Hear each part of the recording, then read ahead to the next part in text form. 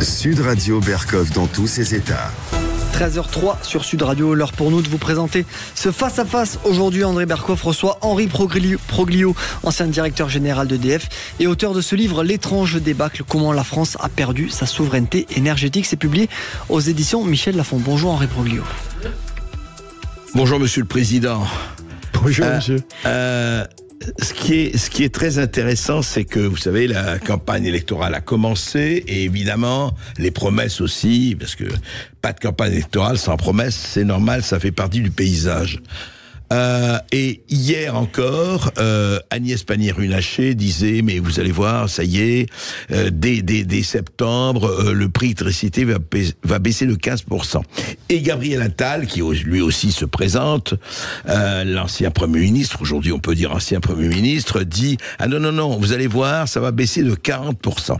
Alors c'est très intéressant, voilà, il le dit. Non, pardon, mais c'est justement Agnès Pannier-Runacher, il emploie les mêmes titres et les mêmes chiffres. Il utilise baisser les factures d'électricité de 15% dès l'hiver prochain.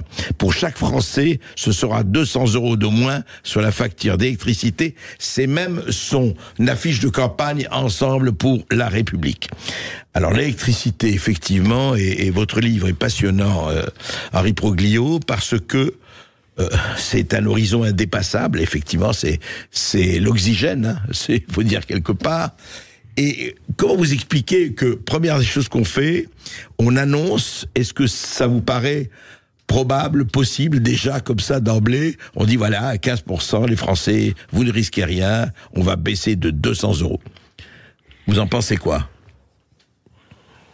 Bon, si vous le permettez, je commencerai par précaution de dire que je ne suis candidat à rien et que je ne participe pas à la campagne en cours. Bon, moi, au fond, ce que m'inspirent ces déclarations, c'est d'abord, pour commencer, qu'on a enfin admis que le prix de l'électricité en France ne baissait qu'à une espèce de spéculation qui, au fond, avait amené une explosion des coûts et donc un appauvrissement de nos concitoyens.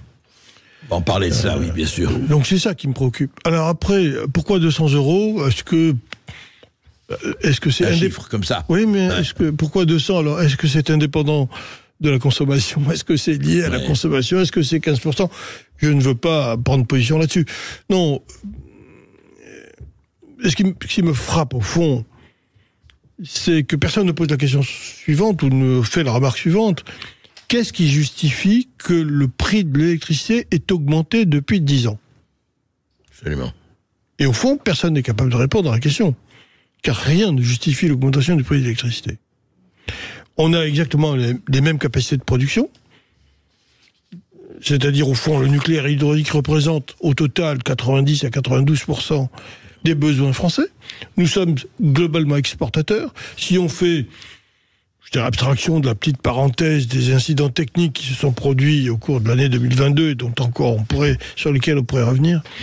Mais globalement, la France était et sera exportatrice d'électricité. Les coûts de production n'ont pas évolué, puisque dans le nucléaire, l'essentiel de l'investissement se fait au départ, et que l'hydraulique, c'est pareil. Enfin, donc, on amortit sur une durée très longue des coûts de construction. Donc, rien ne justifie, au fond, que le prix de l'électricité est augmenté, sauf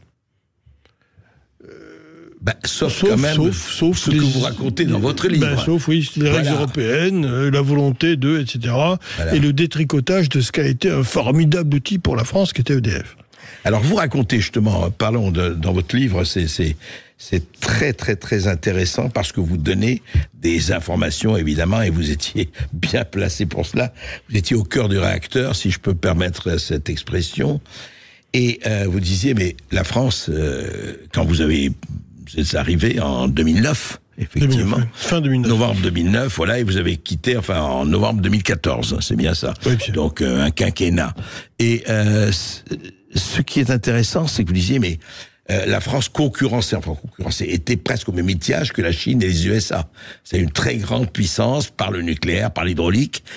En tout cas, c'est un pays respecté, qui disposait dans ce domaine particulier qu'est l'électricité, d'atouts formidables.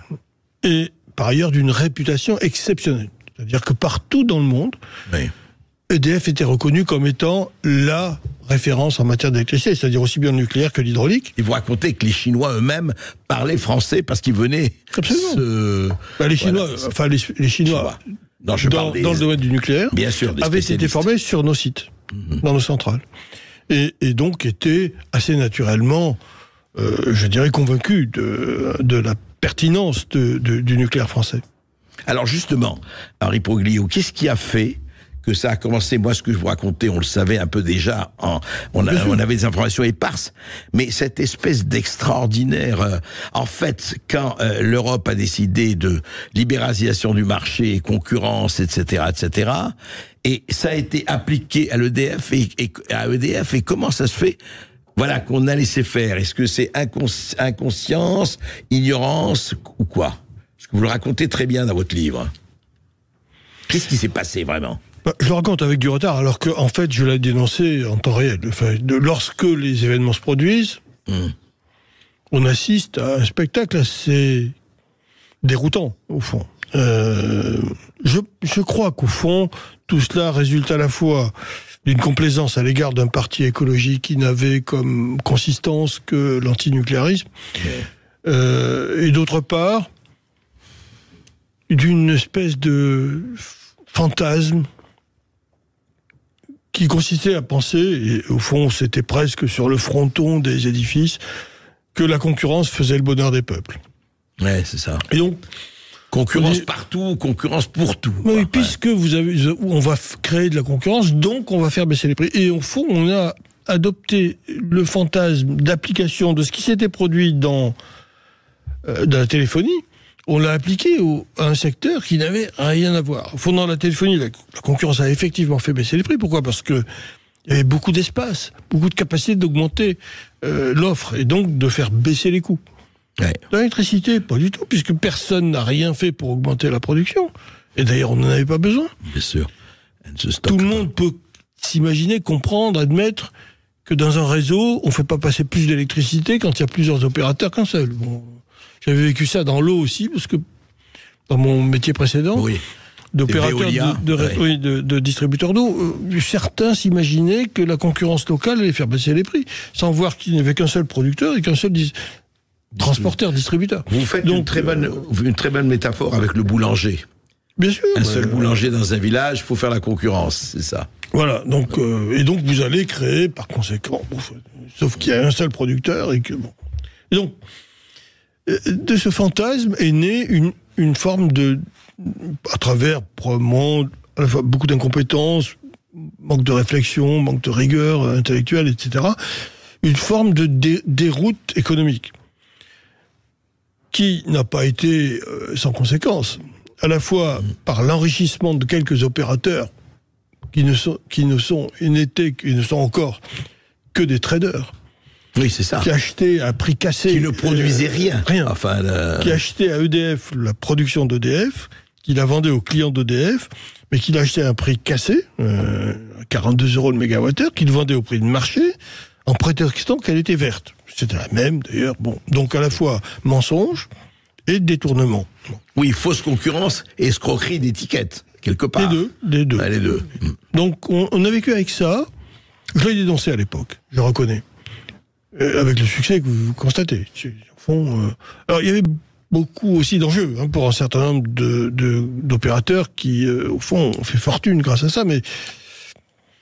Oui, ils ont fait fortune sur quelque chose c'était comme vous dites. C'est purement spéculatif. Ouais, c'est une démarche spéculative pure. Alors, le fait d'enrichir des gens sans raison, au fond, ne serait pas tragique si ça n'était pas au détriment du plus grand nombre d'une part, et d'autre part, avec des conséquences qui sont, malheureusement, aujourd'hui...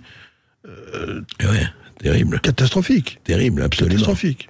Et dites, et justement, juste maintenant, on peut, avec le recul, vous étiez là, vous côtoyiez évidemment de par vos fonctions les responsables politiques, quels qu'ils soient, hein, pas de droite ou de gauche, etc., peu importe. Mais personne n'avait conscience de cela, de voir que c'était biaisé. Vous leur en parliez, j'imagine. Ah ben non seulement j'en ai parlé, mais je m'en suis même expliqué auprès de la représentation nationale. J'ai été interrogé par par l'Assemblée et le Sénat. J'ai même, je crois, été amené à répondre à une commission d'enquête à l'époque sur la loi NOM, sur la fameuse loi d'organisation, enfin la nouvelle organisation du marché de l'électricité, la fameuse loi qui instituait l'obligation pour EDF de vendre 25% de son électronucléaire à des concurrents non désignés, à un prix pour lequel je me suis battu pendant 2 ans, qui était supposé être de 36 €. J'ai réussi de manière invraisemblable à le faire accepter à 42 €. Bon, alors que le coût de revient était de l'ordre de 55, 56. C'est ça, même vous étiez au-dessous du coût de même vous-même. Nettement, en dessous du coût de revient marginal. Très en dessous. D'où les conséquences d'ailleurs pour EDF. Mais alors justement, ma question était, personne ne prenait conscience de cela. Ah non, c'était le dogme de la concurrence, il fallait absolument... Au départ, oui. Au départ, ça a été un mélange entre le dogme de la concurrence et le respect des institutions européennes. Ouais, c'est ça. Et on va voir lequel des deux a fait le plus pencher le fléau de la balance. On se retrouve juste après une petite pause avec Henri Proglio. Et évidemment, avec Henri Proglio. Et vous aurez la parole 0826 300 300 pour intervenir, poser toutes vos questions ou faire toutes vos remarques à l'antenne. A tout de suite sur Sud Radio. Je n'aime pas la blanquette de veau. Je n'aime pas la blanquette de veau. Sud Radio Berkov dans tous ses états. Dans tous mes états, et il faut lire le livre d'Henri Proglio, L'étrange débâcle, comment la France a perdu sa souveraineté énergétique, c'est paru aux éditions Michel Lafon. Et je voudrais juste vous relire Henri Proglio sur quelque chose qui est vraiment assez hallucinant quand on voit ce qui se passe et où on en est. Vous dites ceci. Rares sont nos concitoyens, et ça c'est vrai, qui ont entendu parler de la directive 2014-23 UE, Union Européenne, du Parlement Européen et du Conseil Européen, datant du 26 février 2014. Ce texte prévoit la mise en concurrence de toutes les concessions de services publics. Tout. C'est ça qui est extraordinaire. Il n'y a plus de service public, allez, concurrence. Vive le libéralisme. Et vous racontez, justement, qu'en est-il de la situation aujourd'hui, plus de 8 ans après mon départ à la présidence du groupe? En 2022, EDF a publié un déficit de 12,7 milliards d'euros. L'endettement a bondi à 64,5 millions d'euros. Le plus étrange pour un observateur extérieur, c'est que le chiffre d'affaires s'est envolé à 143,5 milliards, soit 70% de plus sous l'effet de la très forte hausse des prix d'énergie. Mais paradoxalement, cette hausse a coûté de l'argent à EDF, puisque ses marges se sont nettement dégradées. Pourquoi ? Parce qu'une large partie de ces 58 réacteurs nucléaires ont été mis à l'arrêt pendant cette année, donc 2022, pour mener de lourds travaux d'entretien. Il a fallu acheter l'électricité chez nos voisins. Et en même temps, et je termine, dans le même temps, EDF a été obligé de vendre davantage d'électricité à prix cassé à ses concurrents, suivant la règle inique de l'Arenh, mise en place en 2010 par la loi NOM, dont vous venez de parler. Mais dites-moi, si un entrepreneur privé faisait ça, on le virerait immédiatement pour incompétence notoire, non ? Bon, je crois qu'il ferait faillite déjà pour commencer, il se virerait lui-même. Bon. Non, mais c'est une longue et tragique histoire qui au fond m'a consterné. Faisons encore abstraction de l'année 2022 où d'accord, oui, fermeture de centrales liées à des problèmes de soudure et de malfaçon ont amené de manière probablement excessive les pouvoirs publics et l'autorité de sûreté à décider la fermeture de tiers à peu près du parc nucléaire français. Mais au-delà de ça... Mais, pardon, Henri Proglio, Fessenheim, il fallait fermer Fessenheim ? Je pose la question. Surtout pas. Ouais. J'ai eu l'occasion de dire à l'ancien président de la République, au fond, Fessenheim, qu'est-ce qui a provoqué la fermeture de Fessenheim ? C'est d'abord l'accord entre les Verts et les Roses de la campagne de 2012, au cours de laquelle le programme commun à l'époque entre les socialistes et les écologistes s'est fait de nuit par un accord tragique qui prévoyait la fermeture de 28 réacteurs nucléaires ou 26 réacteurs nucléaires, c'est-à-dire la moitié du parc français. Oui, ce qui fait que le matin aux aurores, je me réveille avec cette annonce qui est officielle, donc, qui est relayée dans tous les journaux, et je n'ai pas le droit de participer en tant que patron d'EDF et dans toute l'entreprise publique à la campagne électorale, je m'en abstiens, mais j'ai quand même 170 000 collaborateurs qui regardent en se disant mais il réagit pas, il fait rien, il dit rien. Bon. Je décide à ce moment-là, ce jour-là, de répondre aux questions du Parisien, les questions des lecteurs. Et comme c'était l'actualité du jour, je dis, écoutez, c'est une tragédie, parce que le nucléaire est une des grandes forces de la France, c'est un des atouts considérables de ce pays.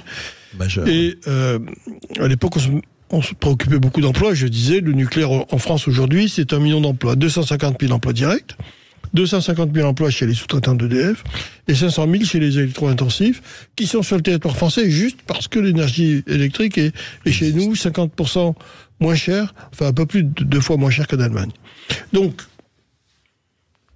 évidemment, grande réaction, mécontentement, fureur du candidat de l'élection présidentielle en question, qui dans des hebdomadaires de la semaine, dit les 2 premiers dont je couperai la tête si je suis élu, ça sera le patron d'alors de la DGSI, dont je tairai le nom, et Proglio. Bon, j'ai survécu quelques années encore. Mais il a en même temps pris conscience de l'absurdité du programme, et pour réagir, je crois, de manière rapide, parce qu'il fallait réagir rapidement, il pose la question à son entourage, quelle est la plus ancienne de nos centrales ? On lui répond, la vérité, la plus ancienne c'est Fessenheim. Mais comme personne ne savait de quoi il parlait vraiment, personne ne lui a mentionné qu'on venait d'investir 2,5 milliards d'euros pour rénover Fessenheim, qui était la plus moderne de nos centrales. Ah oui, on venait d'investir 2,5 milliards d'euros. Oui. Et donc, quand enfin, juste avant mon départ, j'ai l'occasion de le voir longuement tête à tête et que je lui donne quelques éléments que je pensais devoir lui donner en envoyant une bouteille à la mer, puisqu'il m'avait invité à le rencontrer en me disant que j'avais été un formidable patron d'EDF, etc. Et je lui ai dit, mais Fessenheim, c'est comme un immeuble haussmannien, on n'a gardé que la coque, on a changé tout le reste, c'est la plus moderne. Et c'est la plus sûre. C'est fou, et il me dit, et ça je ne l'ai pas dit dans mon bouquin, parce que il vous dit quoi ? Il me dit, vous avez raison, Henri, il ne faut pas fermer Fessenheim. Et il n'a pas fermé. Oui, c'est le successeur, effectivement. Donc, voilà. Ouais, c'est fou. Donc non, il fallait surtout pas fermer Fessenheim. Surtout pas. Et justement, qu'est-ce qui s'est appliqué ? Parce que vous en parlez aussi, mais honnêtement, on connaît ça moins, sur l'hydraulique. Parce qu'on parle du nucléaire. Il s'est appliqué la même chose. C'est-à-dire, au fond, vous le disiez tout à l'heure, le bonheur par la concurrence, donc il est impensable que les barrages hydrauliques qui appartiennent à l'État français et qui sont opérés par EDF, ils ont été conçus, construits par EDF, mais ils appartiennent à l'État. Ouais. Et la règle européenne dit, c'est inadmissible, qu'il y ait un monopole, quasi-monopole de la gestion par une entreprise des barrages hydrauliques, il faut mettre en concurrence la gestion des barrages. Au niveau de toute l'Europe, bien sûr. Oui, donc quiconque peut présenter, quoi. Oui, en Europe, le nombre de... Oui, je sais bien. Pays disposant d'un parc de barrages important est assez limité. En tout cas, ça ne gêne pas les Allemands, par définition. Car le nombre de barrages en Allemagne est assez limité aux barrages qui sont sur le Rhin, c'est tout. Ils n'ont pas, malheureusement pour eux, de montagne. Donc, la grande inquiétude, pour ne pas dire le grand désarroi de mes collaborateurs d'EDF quand je rejoins cette saison, c'est ça. C'est l'hydraulique. C'est l'hydraulique. On dit, mais non, mais président, c'est pas possible, on peut pas laisser faire ça. Pourquoi ? Pour 2 raisons. D'abord, parce qu'un barrage, c'est avant tout une capacité de stockage, c'est pas une capacité de production. Et donc, c'est une immense pile à combustible qui est, elle, à la fois compétitive. On peut pas stocker l'électricité, mais on peut stocker l'eau. Exactement. C'est ça. C'est la seule manière de stocker de l'électricité de manière rationnelle et efficace. Et donc aujourd'hui, le problème du renouvelable étant que, comme il est intermittent et qu'on ne sait pas stocker, il est totalement hors de la compétition. Il ne peut pas être compétitif. Et donc, ces barrages étaient un élément clé de l'efficacité économique du système électrique français. C'est vrai que si on découpait un derrière l'autre les barrages pour les mettre en appel d'offres, quels que soient les opérateurs, ils étaient nombreux à visiter nos barrages. On voyait se balader sur des barrages des Allemands, des Russes, des Chinois, des Canadiens, enfin tout le monde venait voir. Le monde entier venait visiter nos barrages. Alors c'était bien pour le tourisme. Enfin bon, ça inquiétait un peu nos collaborateurs. Et donc, j'ai plaidé en disant, mais attendez, on va casser, désoptimiser le système électrique français, surtout halte au feu. Bon. Et là, j'ai pris la décision de ne pas respecter la règle du jeu. C'est-à-dire, au fond, nous n'avons pas mis en appel d'offres sur les barrages. Nous sommes donc en infraction, depuis cette époque-là. La règle n'a pas changé. Nous sommes toujours en infraction. D'accord. Donc, susceptibles d'être condamnés. Pour le moment, on n'a pas touché au barrage. Non. D'accord. Mais on est en infraction. Bien sûr. C'est ça, ouais. Bien sûr.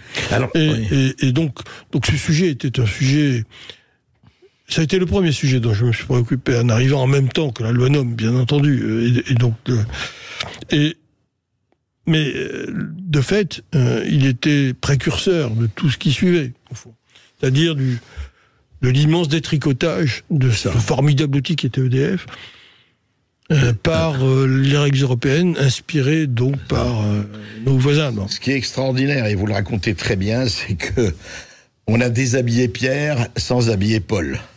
Et on a vu le résultat. Oui, mais enfin sans habiller Paul. Certains petits Paul, quoi. Non, on a enrichi un certain nombre d'opérateurs marginaux, mais ça on l'a dit tout à l'heure, enfin marginaux ou pas. Oui. On a effectivement considérablement affaibli la puissance française en matière d'énergie, à la fois d'indépendance et en même temps de compétitivité dans son domaine de l'énergie, qui est un élément clé à la fois du pouvoir d'achat d'une part de nos concitoyens et de la compétitivité industrielle de l'autre. Bien sûr. Et donc la France a évidemment des conséquences graves à subir. Et puis en même temps, effectivement, ça n'a pas amélioré la situation allemande. Mais pour eux, l'essentiel, c'était d'affaiblir le concurrent. C'était pas tellement, ils savaient très bien que ça ne leur apporterait pas grand-chose. Au long du sacré, comme vous dites, couple franco-allemand, base de l'Europe, et qui est plutôt le je t'aime moi non plus, on va en parler après cette pause avec Henri Poglio, et on va parler aussi, parce que ça m'intéresse tout à fait, ça nous intéresse tout à fait, de savoir ce que vous pensez de ces intermittents, de ces énergies alternatives qui nous ont déjà coûté à l'Europe, en tout cas, plusieurs centaines de milliards. 1000 milliards. 1000 milliards. Et vous aurez la parole évidemment sur Sud Radio 0826 300 300 pour réagir et pour poser toutes vos questions. Nous sommes là jusqu'à 14h. À tout de suite sur Sud Radio. Ici Sud Radio. Les Français parlent au français. Les carottes sont cuites. Les carottes sont cuites. Sud Radio Berkov dans tous ses états. Est-elle vraiment étrange, cette débâcle dont parle Henri Poglio dans son livre, qui vient de paraître chez Michel Lefon et que je vous recommande, où elle est explicable. Elle est effectivement explicable, et d'ailleurs il l'explique. Au fond, Henri Poglio, on va évidemment continuer à parler du nucléaire et de tout ce qui s'est passé là-dessus aussi, concurrence, mot beau souci. Mais parlons de ces énergies intermittentes, ce que j'appelle les intermittents du spectacle, les éoliennes par exemple, qui étaient à un moment donné l'horizon, mais indépassable. Enfin, l'alpha et l'oméga, nous allons tout avoir, électricité à la plus totale avec les éoliennes. Résultat des courses. Résultat des courses, vous le connaissez. Enfin, au fond, cet engouement pour les énergies dites renouvelables, enfin, qui ne concernait pas l'hydraulique d'ailleurs. Quand on parle d'énergie renouvelables aujourd'hui en Europe, on parle d'éolien et de photovoltaïque. On oublie que la plus belle des énergies renouvelables, c'est quand même l'hydraulique. C'est vrai. Et qui est là quand on en a besoin. Car il y a des énergies pilotables et d'autres qui ne le sont pas. Le nucléaire est pilotable, l'hydraulique est parfaitement pilotable, on produit quand on en a besoin et on sait qu'on peut compter sur cette énergie. Les nouvelles énergies dites renouvelables, c'est-à-dire l'éolien et le photovoltaïque, pour ne prendre que cela, sont des énergies intermittentes qui, finalement, sur lesquelles on ne peut pas compter, puisque on ne sait pas stocker l'énergie, encore une fois, en dehors des barrages, et que, évidemment, quand il y a du vent ou quand il y a du soleil, on produit. Oui. Mais les pays européens, et la France en particulier, et notamment, pas uniquement, est un pays dans lequel les points de consommation, c'est l'hiver, la nuit. Bon.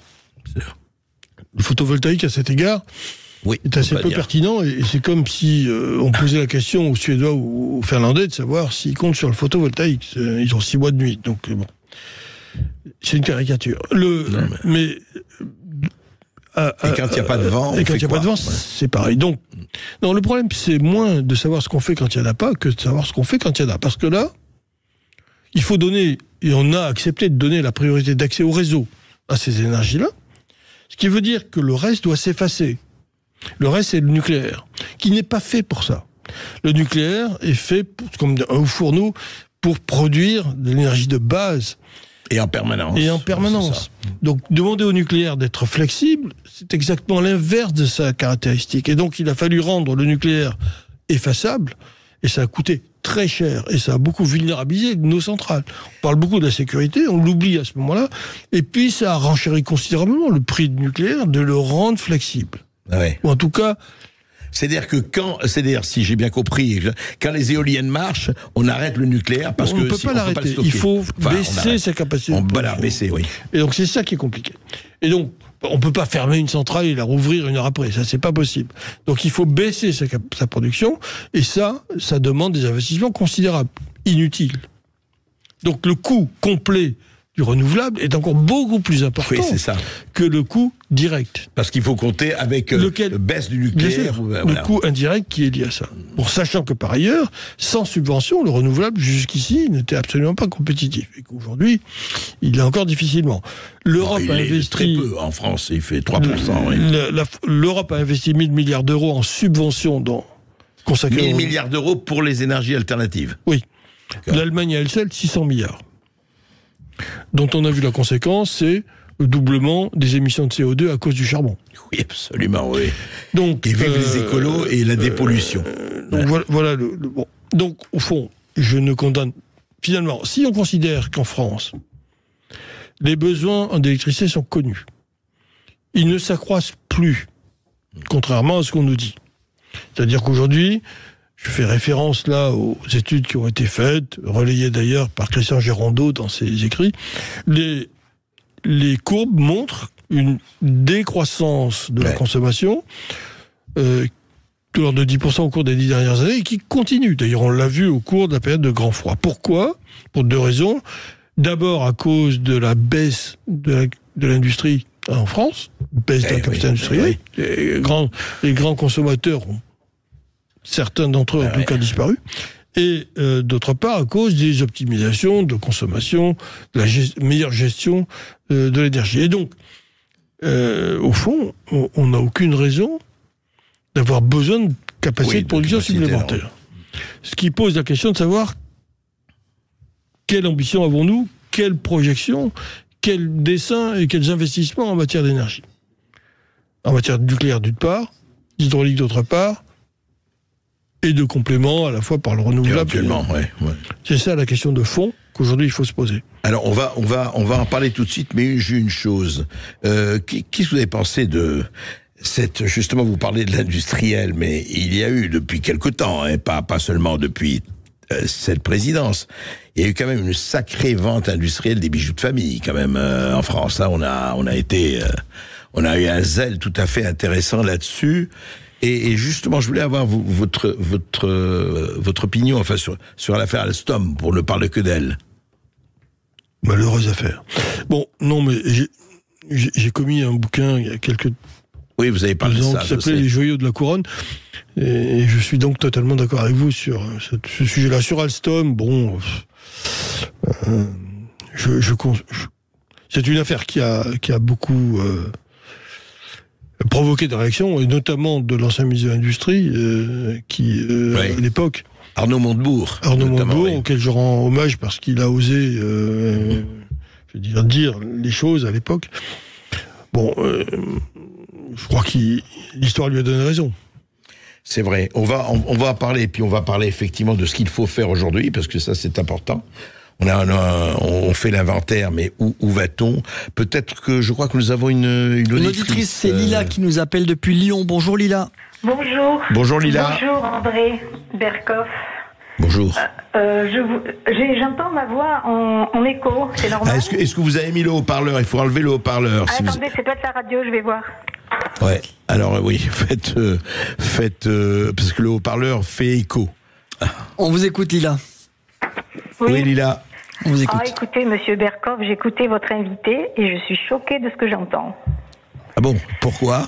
Parce que je me dis finalement, on nous a parlé de l'Europe pendant des jours et des jours, et je me dis finalement, ça a servi depuis toutes ces décennies, ça n'a servi qu'à ruiner la France. Tout ce que le général de Gaulle avait mis en place pour nous rendre autonomes, pour nous rendre forts, pour la France puisse taper sur la table quand elle n'est pas d'accord, tout a été fait pour appauvrir la France en vend tout, et en plus c'est des choses qui appartiennent même aux Français, qui ont aidé à toute cette construction d'autoroutes, de centrales, enfin bref. Et je me dis, et en plus, bien souvent on n'était pas bien au courant, parce que je me rends compte que ceux qui achetaient de l'électricité à EDF, il y avait sûrement des sociétés françaises qui étaient prêtes à acheter très peu à EDF pour vendre plus cher. Et là, on culpabilise le petit français, le français moyen, en disant oui, il faut aimer son pays, il faut aider son pays. Et quand vous pensez qu'il y a des responsables qui en ont rien à battre, qui en fait pensent qu'à se faire de l'argent. Et ce que je regrette, c'est quand il y a des décisions aussi importantes, pourquoi est-ce que, par exemple, on ne demande pas au peuple? Ça permettrait d'avoir l'avis du peuple pour dire voilà ce que l'Union européenne nous impose, qu'est-ce que vous en pensez? Et ça aiderait les responsables comme ce monsieur, cet invité que vous avez, qui peut-être n'est pas d'accord, et il pourrait se dire j'ai le peuple avec moi, lui aussi ne veut pas. Eh oui. Merci Lila. Comment réagissez-vous, Henri Proglio? Bon. Parce que quelque part, elle entend ça, elle n'est pas au courant. Mais je ne veux pas condamner l'ensemble de la construction européenne à cet égard. Mais dans le domaine de l'énergie, ça a été une catastrophe. Ah oui, on peut dire ça. Oui. Oui, on peut le voir, on en voit les conséquences. On voit les conséquences en Allemagne, où, encore une fois, l'Allemagne, qui avait décidé de se reconvertir au gaz russe, était totalement dépendante du gaz russe, a été obligée de remettre en route toutes ses centrales à charbon. Ayant échoué dans le domaine du nucléaire, ou en tout cas n'étant pas en position de force dans le domaine du nucléaire, et on ne peut pas dire que le paysage européen en matière d'énergie soit particulièrement reluisant. Oui, on ne peut pas dire que le bilan est assez, comme vous l'avez dit, catastrophique, effectivement. C'est le moins que l'on puisse dire. Ça ne s'étend pas à l'ensemble des considérations européennes, mais en tout cas, dans ce secteur-là... Oui. En tout cas, ce qui me frappe, Henri Proglio, et ça n'engage que moi, c'est que toutes les personnes compétentes que je reçois, en général, je dis pas à 80%, me disent écoutez, je ne condamne pas la construction européenne, mais dans la matière que je connais, c'est pas ça. Enfin, en tout cas, c'est assez majoritaire. Mais c'est un autre problème. On va marquer une dernière petite pause dans Berkoff dans tous ses détails. Après, on aura Claude qui nous appelle au 0826 300 300, toujours avec Henri Proglio, qui est notre invité jusqu'à 14h. À tout de suite sur Sud Radio. Ici Sud Radio. Les Français parlent au français. Je n'aime pas la blanquette de veau. Je n'aime pas la blanquette de veau. Sud Radio Berkoff dans tous ses états. Avec André Berkoff et Henri Proglio qui est notre invité aujourd'hui jusqu'à 14h. Et puis nous avons Claude qui nous appelle au 0826 300 300. Bonjour Claude. Oui, bonjour Sud Radio, bonjour André Berkoff. Bonjour merci Claude. pour les sujets que vous choisissez et merci à Monsieur Proglio d'avoir pris la parole sur le sujet de son livre. Il vient d'expliquer en quoi finalement les énergies dites renouvelables aujourd'hui qui sont aux mains du lobby du syndicat des énergies renouvelables, c'est-à-dire l'éolien et le solaire, en quoi finalement elles perturbent et elles dégradent même l'efficacité et la rentabilité du système électrique en France. Alors moi je voudrais dire dire, parce que je me bats contre l'éolien depuis 2007, depuis les zones de développement éolien, pour la France. Je ne dis pas qu'ailleurs, en Allemagne ou n'importe où, peu importe, mais chez nous, compte tenu de la structure de la production et de l'immense quantité d'hydraulique d'ailleurs qui vient s'ajouter au nucléaire, c'est un gâchis, un gaspillage, et je pense que ce qu'il faut, c'est faire tout de suite un moratoire. Il faut arrêter le développement de l'éolien. C'est-à-dire que moi, je regarde les textes des lois PPE, là, programmation pluriannuelle de l'énergie. Ils sont fondés sur des affirmations fausses que même la justice a du mal finalement à contrer. Quand on dit, par exemple, qu'il faut développer tel parc éolien dans un secteur donné parce que ça va contribuer à la réduction de l'émission des gaz à effet de serre, c'est faux, puisque chaque fois qu'on met une éolienne, il faut mettre en plus la moitié de sa puissance en thermique, et que le jour où il n'y a pas de vent, c'est-à-dire le tiers du temps ou les trois quarts du temps, bien sûr. La nuit quand il n'y a pas de solaire, tout ça c'est un gaspillage énorme. Il a donné le chiffre de 1000 milliards, c'est quand même nous qu'on paye, comme disait Coluche, quoi. Voilà. C'est clair. Claude, merci. Henri Proglio, au fond, est-ce qu'on peut faire aujourd'hui, c'est faisable, d'après ce que vous savez, un moratoire, si quelqu'un, s'il y a un pouvoir décidé, un gouvernement, décider de faire un moratoire sur les éoliennes. Est-ce que c'est possible pour la France sans l'accord de l'Europe, de l'Union européenne, ou pas, à votre connaissance? Juridiquement, je ne sais pas répondre. La volonté politique n'a jamais existé, donc au fond, on ne sait pas. Je veux dire, tous discutent. Vous savez, au fond, l'Europe, c'est pas une structure non, immatérielle. Mais pour le moment, elle dirige. Oui, mais regardez, l'Espagne et le Portugal sont sortis de l'Europe de l'énergie. Personne n'a jamais prétendu qu'elles étaient sorties de l'Europe. C'est vrai, c'est vrai. Ils ont pris leur destin en main. Ils ont pris leur destin en main. Et puis, quand on dit non, la France ne peut pas. Donc, je crois que c'est parfaitement possible. C'est parfaitement possible de dire, écoutez, on a respecté, désormais, on reprend notre identité, parce que eu égard au bilan, on peut peut-être reprendre une marge de manœuvre. Alors, justement, Henri Proglio, le PDG de Veolia que vous avez été, et le PDG d'EDF que vous avez été, au fond, aujourd'hui, laissons de côté, faisons non pas de la politique fiction, mais parce que c'est pas de la fiction de ce dont on parle. Un gouvernement aujourd'hui qui arrive, mettons après les élections, quel qu'il soit, etc. Encore une fois, vous dites si on veut, on peut. Aujourd'hui, qu'est-ce qui est le plus urgent à faire, à votre avis, compte tenu de la situation, les choses étant ce qu'elles sont, comme disait un général, qu'est-ce qui, pour vous, est le plus urgent à faire aujourd'hui? Et pour moi, d'abord, la question de fond, c'est quelle est la politique énergétique voulue pour notre pays. Parce que l'énergie, c'est une industrie du temps long. Il faut investir sur des durées très très longues. Entre 50 et 100 ans. 100 ans pour un réseau, 100 ans pour un barrage. Vous voulez dire qu'il faut voir à horizon de 50 et 100 ans. C'est ça. Donc ça implique une vision à long terme, des investissements à long terme, et une structure de pensée qui soit pas fluctuante en fonction des évolutions, je dirais, fonction des élections prochaines. Non. Et c'est ce qui a fait la force de la France. Quand, en 1946, ce pari insensé a été lancé par le gouvernement de l'époque, qui était de dire, au fond, nous prenons le pari de donner à la France son indépendance énergétique, la compétitivité du territoire en matière d'énergie électrique, et on invente le service public de l'électricité, c'est-à-dire l'égalité de tous devant l'électricité, le même prix pour tout le monde, quel que soit le lieu sur le territoire, et quelle que soit la condition sociale, c'était un pari rigoureusement insensé auquel le pays a été capable de répondre, puisqu'au début du XXIe siècle, on était exportateur, nous avions l'énergie la moins chère d'Europe, nous avions un contrat de service public qui faisait référence dans le monde entier, qui aujourd'hui est considéré comme... Dès qu'on parle de service public, c'est un gros mot. Donc, on avait remporté un quatrième défi auquel nous n'étions pas confrontés, qui est celui des émissions de gaz à effet de serre, puisque personne n'en parlait en 1946, et que grâce, ce qui fait la force dans les comparaisons internationales de la France en matière de gaz à effet de serre, c'est l'électricité. Oui, et nous n'émettons pas. Et nous sommes à moins 1%. Nous sommes de l'émission CO2. 1% des émissions mondiales. Voilà, des émissions mondiales. Et la transition énergétique, puisqu'on parle de transition énergétique tous les jours sans savoir de quoi on parle, parce que pour moi, parler de transition, ça voudrait dire savoir où est le point de départ ou le point d'arrivée. Le point de départ, on le savait, il était parfait. Le point d'arrivée, Oui, ça, on n'en a pas. Bon, et on consacre, d'après le Premier ministre sortant, 50 milliards par an à la transition énergétique. Mais posons-nous une seconde pour savoir à quoi ça sert. Vous voulez dire, on ne sait pas où on va, mais on y va. On ne sait pas où on va, mais on y va en dépensant 50 milliards. C'est ça. Chaque année. Donc, au fond, la question que je pose, c'est, y a-t-il ou pas une vision ? Y a-t-il ou pas une volonté ? Je pense qu'une France qui dirait « je crois au nucléaire », mais vraiment, aurait comme priorité absolue l'extension de la durée de vie des centrales actuelles. On peut gagner 30 ans, entre 20 et 30 ans. Ça coûtera 1 milliard par réacteur.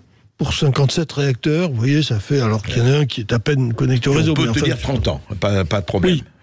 Et donc, c'est un investissement ultra rentable qui va faire baisser le prix de l'énergie encore en dessous de ce qu'il était il y a 10 ans. D'accord ?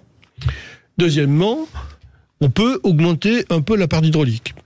On a des capacités de passer de 12 à 15% la part de l'hydraulique en France. D'accord.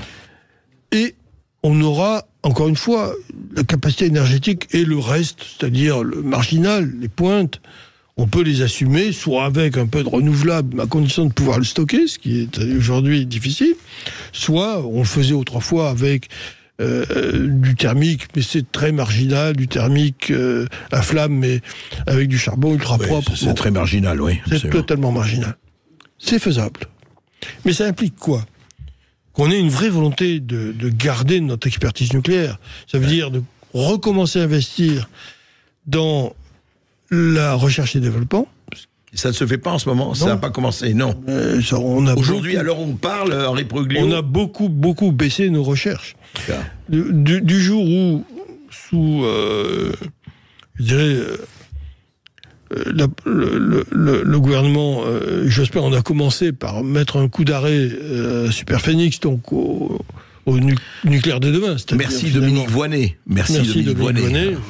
Infini remerciement éternel, qui, au fond, était la manière de transformer en combustible le combustible usagé, c'est-à-dire, au fond, de donner au nucléaire la capacité de régler le problème des déchets et d'avoir... Donc ça a été arrêté. Des déchets. Donc il faut... C'est enterré, ça a été enterré. Oui, ça a été arrêté, donc il faut réinvestir le domaine du nucléaire avec un effort supplémentaire en matière de recherche et de développement, de technologie. Il faut évidemment concevoir un nouveau réacteur beaucoup plus pertinent que les réacteurs existants aujourd'hui, pour redonner à la France à la fois sa capacité d'exportation et sa capacité de développement du nouveau nucléaire. Et puis, parce que nous héritons d'une situation qui est que l'industrie nucléaire, enfin en tout cas la filière industrielle française dans le domaine du nucléaire, ne peut pas se contenter de la rénovation, de la modernisation des réacteurs existants. Elle a été conçue pour être beaucoup plus puissante que ça, pour participer au développement du nouveau nucléaire. Eh bien, j'avais imaginé à l'époque, quand j'étais en fonction, une coopération avec les Chinois qui, eux, construisent 11 réacteurs chaque année, et avec les Russes qui en construisent pratiquement autant, mais à l'international, pour que l'industrie française participe au nouveau nucléaire à l'international. Bon, ça mérite probablement une analyse complémentaire. Je ne dis pas que j'avais raison, mais en tout cas, il faut une réflexion qui associe non seulement la problématique de l'énergie française, mais la problématique de l'industrie nucléaire française, dans cette perspective à long terme. De l'améliorer, de la moderniser, d'innover. Est-ce qu'on a une vraie volonté ou pas ? Et ça me paraît essentiel. Donc c'est la première étape. Première étape, prendre une décision forte sur le nucléaire et sur son avenir. Deuxième étape, statuer sur le sort de l'hydraulique, et pas uniquement sur la mise en appel d'offres, là où il faut enterrer carrément le dossier, mais sur les perspectives de l'hydraulique. Et on peut participer au développement de l'hydraulique à l'international. On avait de mon temps inauguré un barrage à Namten, au Laos, qui a été une référence mondiale absolue. Et donc, voilà ce qu'était EDF. Repenser à la société intégrée qu'était notre entreprise électrique française à l'époque, plutôt qu'à la désintégrer comme ça a été fait entre-temps. Ça a été le cas, absolument. Il y a beaucoup de choses à faire. En fait, Henri Proglio, vous me faites penser à cette phrase, je la paraphrase un peu, de Jacques Chirac, à qui on demandait il dit, vous savez, l'opération chirurgicale la plus urgente en France, c'est la greffe de moelle épinière. Et il disait, oui, mais où sont les donneurs? Où est la volonté?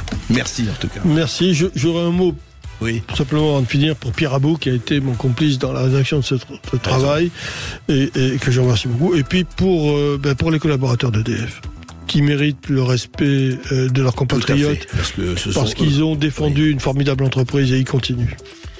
Et lisez L'étrange débâcle. Aux éditions Michel Lafon. Merci. Merci beaucoup. Henri Proclilio d'avoir été avec nous. On se retrouve demain entre midi et 14h. Tout de suite, c'est Brigitte Lahaye sur Sud Radio. À demain.